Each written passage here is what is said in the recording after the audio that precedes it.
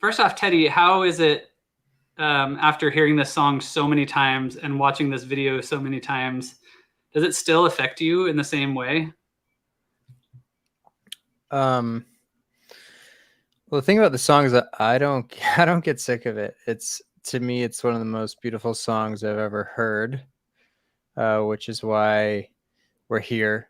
Why I've been sort of helping push you to get it out, doing what I can to make the video what it is. It is funny kind of watching the cut. You sent me a meme yesterday, which is like an artist never finishes their work. They only abandon their work. And so as I watch the video, I'm like, oh, I need to change that, change that, change that, change that. Um, and and we will be posting the official video in a couple hours once those changes are complete. Like we literally had submissions coming in yesterday for this. Some people did vertical video, and we kind of asked them to do it full cinema. But Teddy man, sent me this draft 10 minutes before we went live. He was yeah, working up until then. I'm still coloring it. I colored it. Yeah, we've been working on it all week. And yeah, I mean, I don't think it was interesting actually. Each person who sent me their videos, nearly each person made me cry, especially the people who really went deep and cried in the videos, because I could feel their pain. Now that I've seen it over and over again, I don't necessarily feel the pain as much, but to me, it's so beautiful to see people being so vulnerable. I didn't even put myself in the video until I felt safe enough seeing like a bunch of other men specifically in it. And but it is important for me to kind of show myself in it, because this song, Robbie, as you know, made me cry every single time I heard it throughout, ever since it was created, especially last year as my mom was dying of cancer, and I had broken up with my beloved and was having a hard time with that. And even the chord progression, just when I hear the chord progression, it makes me immediately start crying, which is what's to me, when we were like, oh, let's make a video for it. It's the only thing that made sense. Just a video of people feeling the lyrics and feeling their grief, feeling their pain, the beauty of love and loss. And so to me, there was no justification other than simply that. It would have been weird to make a video where you're like showing what you're talking about. And so it felt crazy, but here we are. Yeah, and that speaks, that brings up something that I would really love to say, which is thank you from the bottom of my heart for everyone who submitted to this. That was an incredibly brave thing to do, to feel your feelings publicly. I was surprised anybody submitted, and we got a lot to sift through. And I'm so grateful that this music speaks to so many of you in that way. Because, yeah, I mean, my music comes from my heart, comes from some place I can't describe, actually, the ether. And this one came out in a way that felt like it needed to. I did want to talk about what the actual inspiration for this song was, which is perhaps not what you think. I was going through lots of ups and downs, having bipolar disorder, and I would go through these periods of extreme hyper productivity, ambitiousness, creativity, followed by periods of absence, total apathy, lack of passion. And in those moments, it was so confounding to me why I was so empty. And this song was basically me pleading with my muse, sort of asking, why do you have to leave all the time? Like, why can't, if at least if you're going to leave, let me know so I can prepare for it, because this whole like stopping and starting thing is not working for me. But there's also something interesting in knowing that she'll always come back. So that was the circles for me. And what I'm really hearing from people, and clearly in this video, is that it's resonating for people in a way that is helping them process their own feelings of loss, which is not dissimilar from what I was experiencing. And so in whatever forms that may be.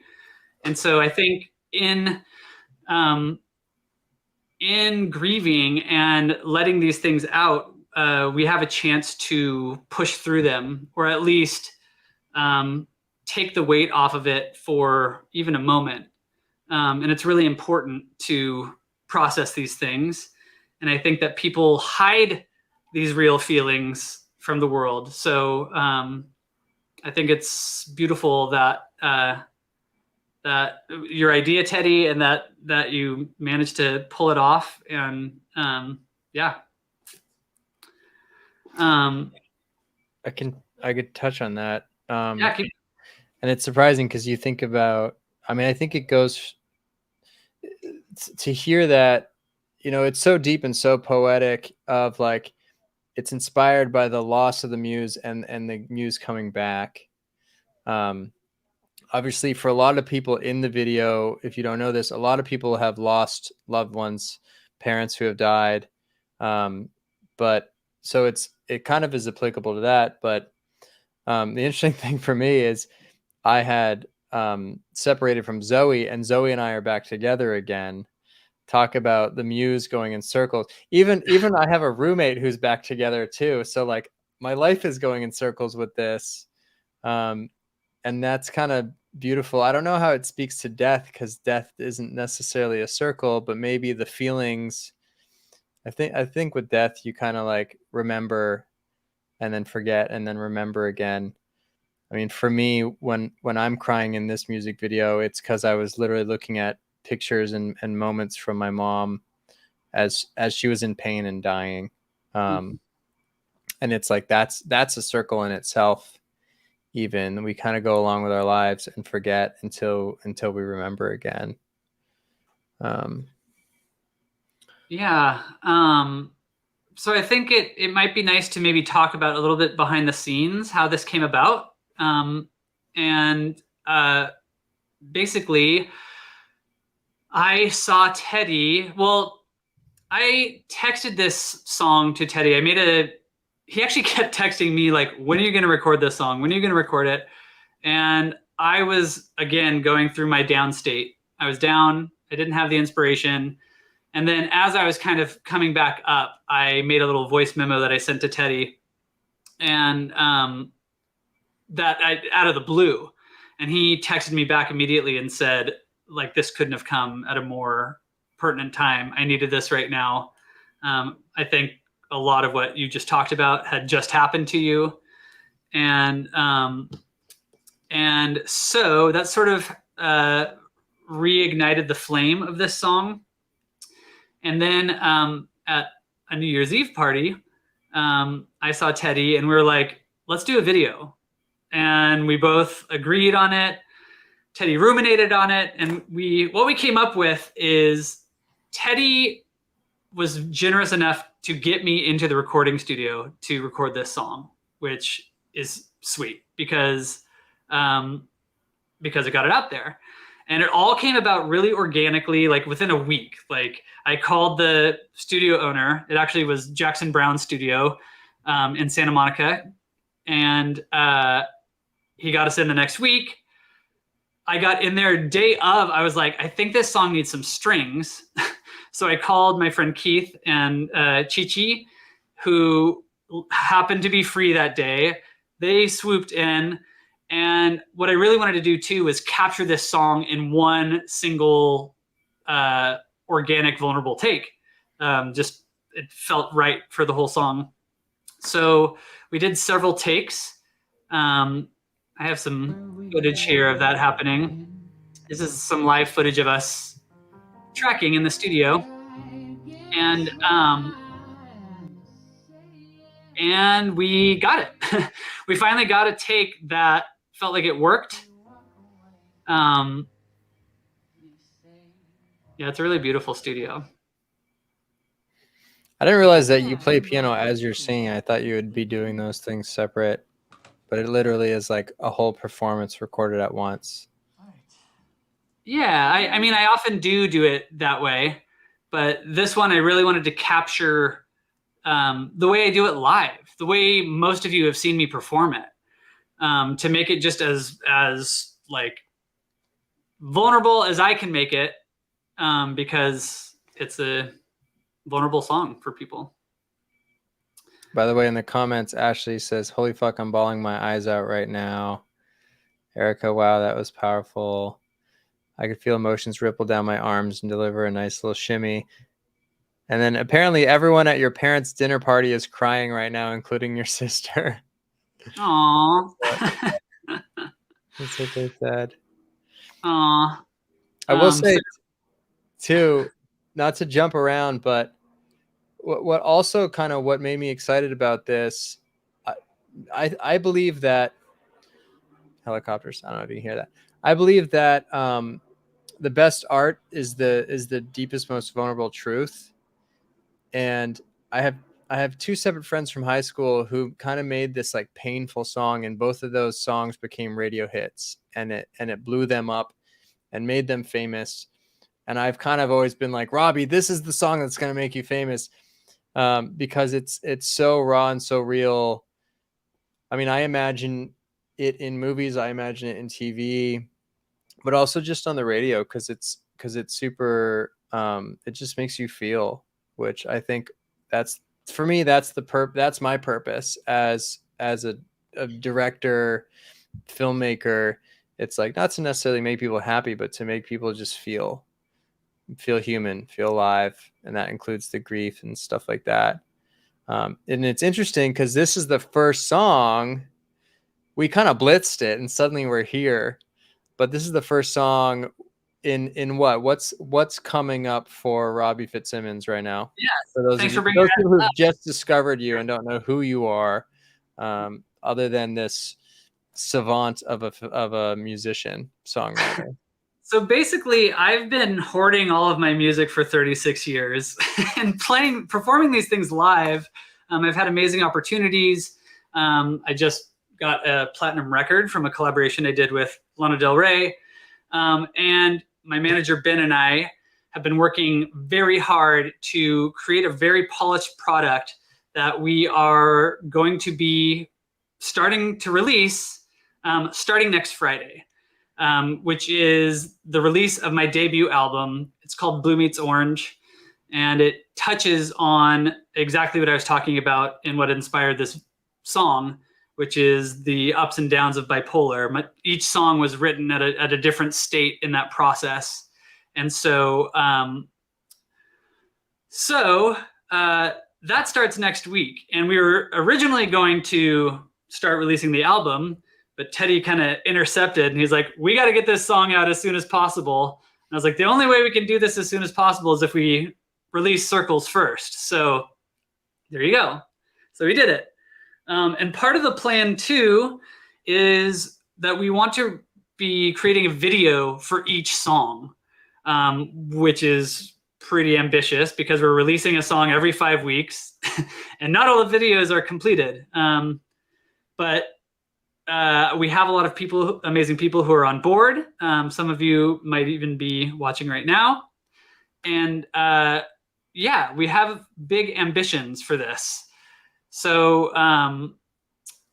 Circles really was the kickoff. Circles was the soft opening. And Sarah has a question. How does the song connect to the full album? Is Circles its own single, or is it part of Blue Meets Orange? Yeah, Circles is its own single. And I might in the future release a version of it with more orchestration, or perhaps even like written string parts. I've actually been working on string parts for this. But yeah, right now it is only a single. Working on string parts, by the way, reminds me that following the release next Friday, we are throwing a release party, kind of a kickoff party on Saturday, July 15th. You can find all this information in my bios and things on my website, robbiefitzsimmons.com.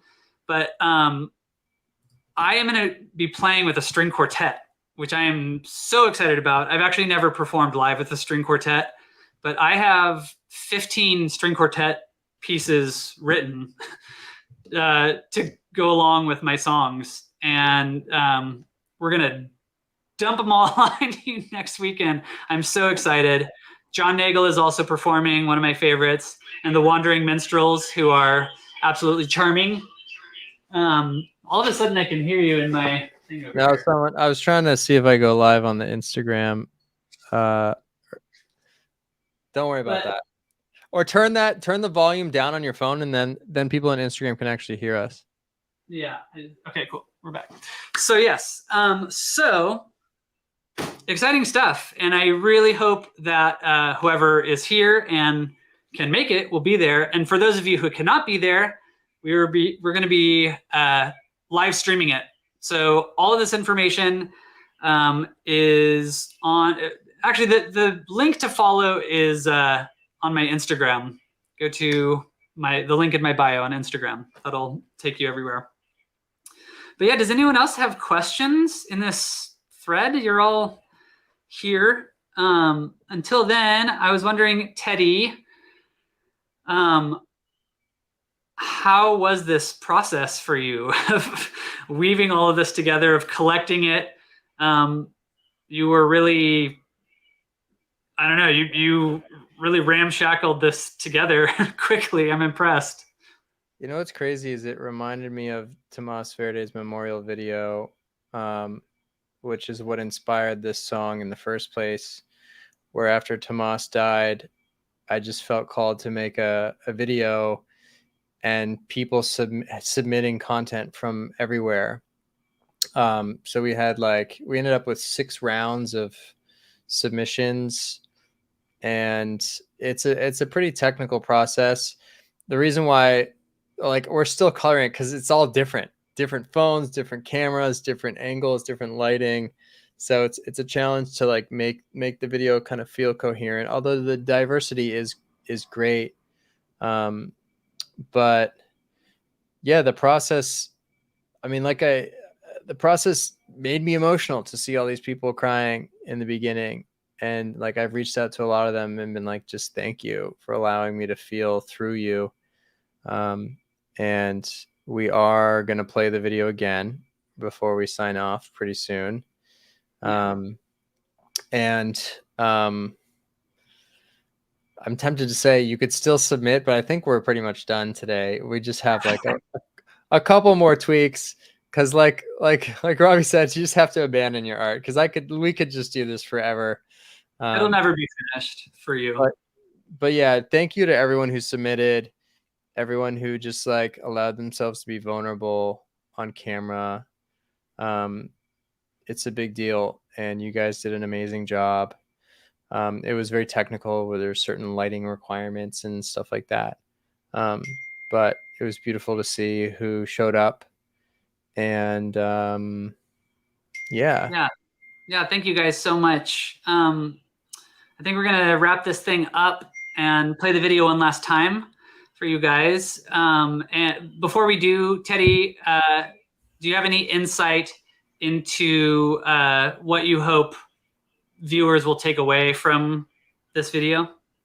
Yeah, the song and the video. My goal with the song is for it to spread on the radio, for it to literally be something that the world hears. And that's what I've intuitively felt since the beginning, since I've heard the song. I've never had a song make me instantly cry nearly every time. At this point, I've heard it 500 times, so I don't cry as much or at all. But the video is an experiment. I think as an artist, and as artists, I try to do new things, to explore, to create novel content, to think out of the box with any film that I'm directing. And I do kind of consider this more of a film. It's it is kind of an experimental thing. Obviously it's a music video, but it has this like intro and stuff like that. So for me, I always said that either this is going to be really weird or this could be a really big and powerful and potentially somewhat viral thing, because I don't think there's anything like it out there.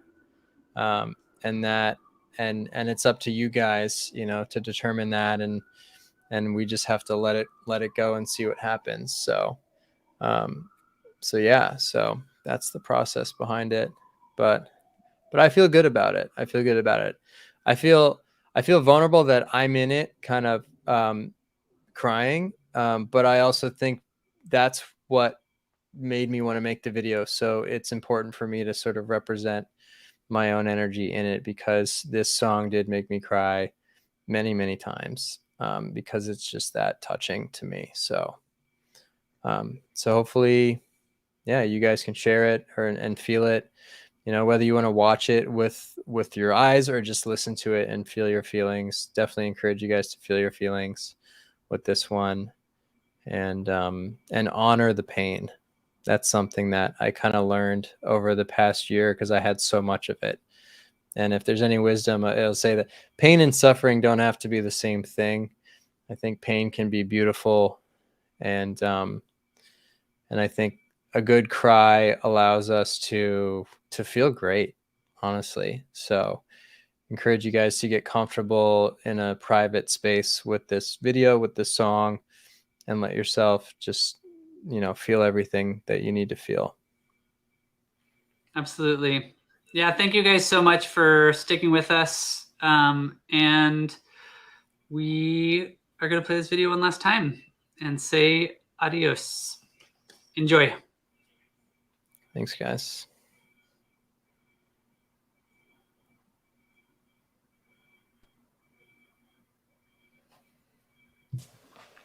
Easy as a winter snow, come and go without a reason or warning.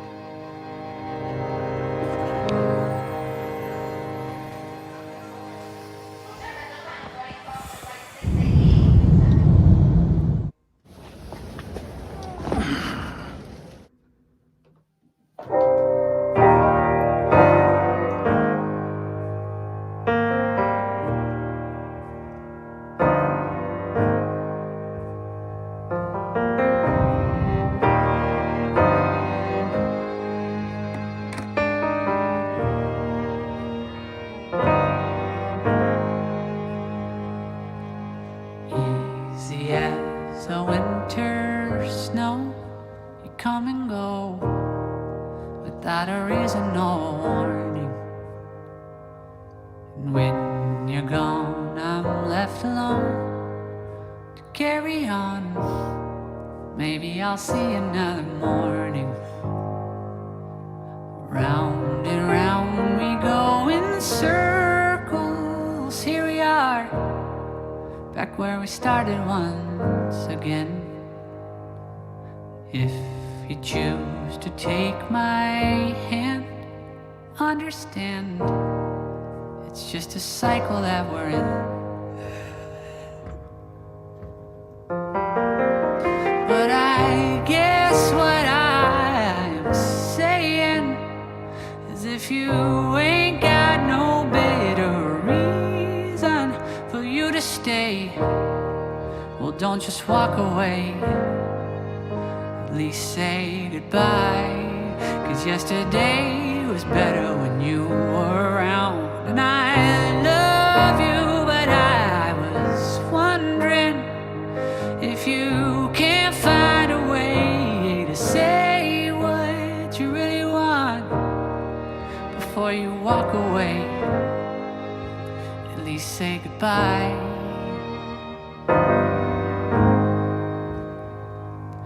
Seems a shame to leave behind the cliffs we climbed, the peaks we scaled, and the weather. Through the seasons no one knows, the tornadoes we chose to overcome together.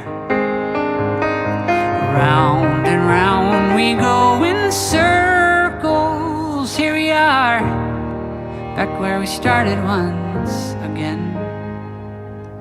Leave me now or let me in before the dawn, before we're back where we begin. But I guess what I'm saying is, if you ain't got no better reason for you to stay, well, don't just walk away.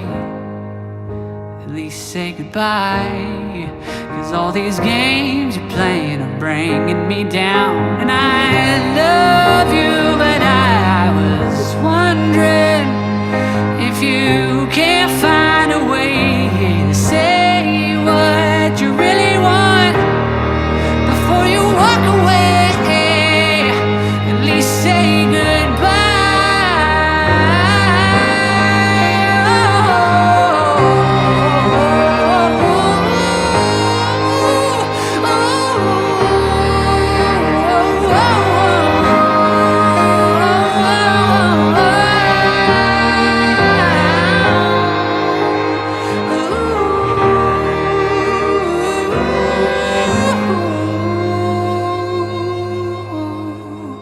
But I guess what I'm saying, if you ain't got no better reason for you to stay, well, don't just walk away.